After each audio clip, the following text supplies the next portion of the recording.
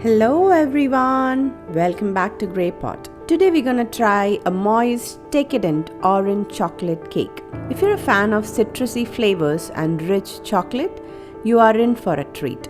So let's get started. So first in a bowl add fresh orange juice with some vegetable oil, milk, whisk it really well.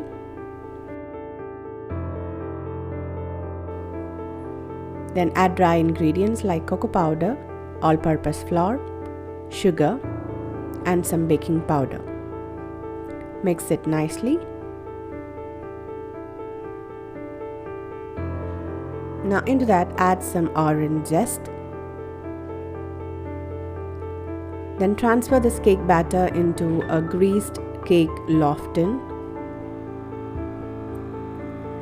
and bake it at 170-degree preheated oven for 30 minutes or until a toothpick inserted comes out clean. Demold it from the cake pan. And there you have it. Delicious and soft and moist orange chocolate cake is ready. I have drizzled some orange chocolate ganache on top of this cake. If you want the recipe of the orange chocolate ganache, just comment below. A delicious and moist orange chocolate cake that's perfect for any occasion. Thanks for joining me in this kitchen today.